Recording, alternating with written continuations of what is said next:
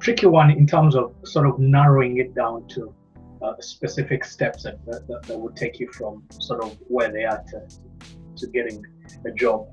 But the underlying, a very common theme to the reason why I wrote the book was most myself and my peers. We all wished we had graduate and careers advice much earlier in our journey. So instead of getting to your final year, about to graduate, and you're finding out all these things that you should have done, we wished we had found out about that at the start of the journey. So in writing my book, I wrote it for students who are on that journey. I plotted it along those timelines. What do you need to know at specific times in as you're on that journey? So from being say you're just completing your A levels, you're starting to apply to UK universities. At that point in time, what do you need to know, and what actions do you need to be taking that will help you eventually get into a good graduate career? And then after your first year, after your second year, along those timelines, what are the actions that you need to be taking to help you eventually get into a successful graduate career?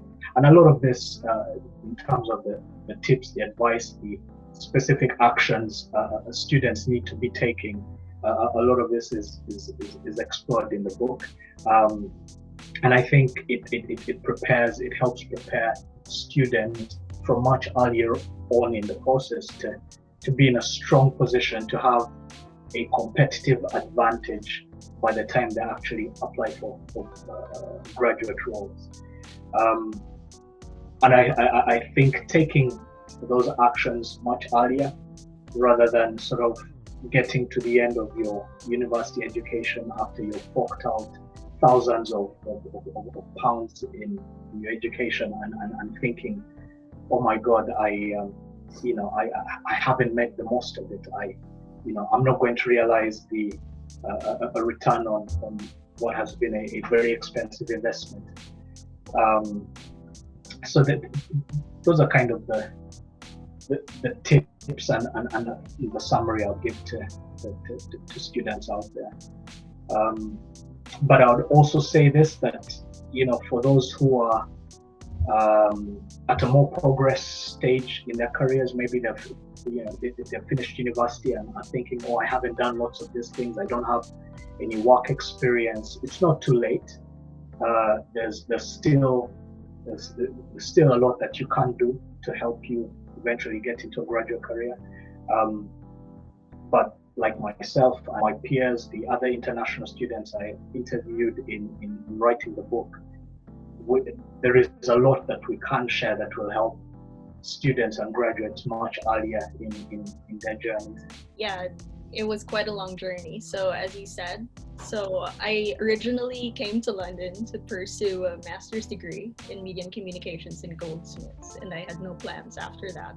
But as soon as I got here, I really loved, London, everything about it, the people, the culture, the fact that, you can easily access film and art events, which are things I'm passionate about. Anyway, I made the decision that I wanted to stay here, and the way to do that is to find a job here. So unlike most international students, I didn't know that you needed to start applying as soon as you got here. And I also didn't know that, the industries are banking and finance and professional services. Plus, that really wasn't my field. So what I did, which I don't know if it's advisable, was like find jobs in media because that was my field, and also very last minute. So I think I was meant to graduate January 2017, but I started looking for a job around October 2016, and then I actually signed up for CIUK, Career Interactive. It's like a service helping international students find a job in the UK. So I signed up for a newsletter for this company, And I came to one of their events, and then that's where I found out that, you know, the best way to get a job in the UK is through professional services or banking. And I got disheartened. So I'm like, so what am I gonna do? And then I think it was a wonderful stroke of luck because I got an email from the newsletter. They were looking for a copywriter, and that was exactly what I wanted to do. So I wrote an article about how international students, you know, can use their skills to find a job in the UK. And then I submitted it to them. Then I landed an interview, and that's where I met Mike. He interviewed me. And then I think I was on probation for like a month, was it, Mike? Before I finally got the job. Then I got sponsored. I think I'm very lucky because not all people who are interested in media and writing are able to get sponsored in the UK. So I think that's what got my foot in the door. Honestly, I was so naive and just worried a lot about not getting a job. And I just think that for me, I would have wanted to worry less and, you know, to yes, be proactive and productive and all of that kind of stuff, but know that even if it doesn't work out, if I keep going, I will be successful eventually. I think too many people, probably myself included, put quite rigid timescales on their goals. You know, I've heard so many people say, well, it's this year or nothing. If I'm not successful in my job search this year, that's it. And I do know that there are certain constraints, particularly with international students who are worried about visas and things like that. And I do know that sometimes it can get more complicated. But telling yourself you have one shot, it's this year or nothing, is not helpful, and it's just not accurate. Yes, it may be harder. Yes, you might have to do more remotely, but it's, you know, achieving big, important dreams like getting a training contract with a law firm or getting a graduate program with an investment bank. These goals and these dreams do not expire, and if you are genuinely committed, you can keep working on them year after year until you are successful, unless you change your mind. So I think it would be something about worrying less, taking the time pressure off. And in terms of going back to your original question about the step-by-step, I mean, honestly, I think there are so many different ways you can approach it. But I think, again, I go back to having a plan, being clear on where you want to apply and when. One thing which I'm really, really passionate about now and had no clue about before when I graduated is networking and relationship building. And I know that a lot of graduates, a lot of people who are still at university or people that are recently graduated hate the idea of networking. And I totally get that because I used to hate it too. I used to hate the idea of it, but I used to hate doing it as well.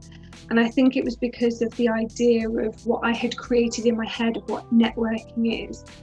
And now I love it because I see it as just connecting with people, and I network with people that I want to talk to, and I network with people that I'm interested in, and I love it.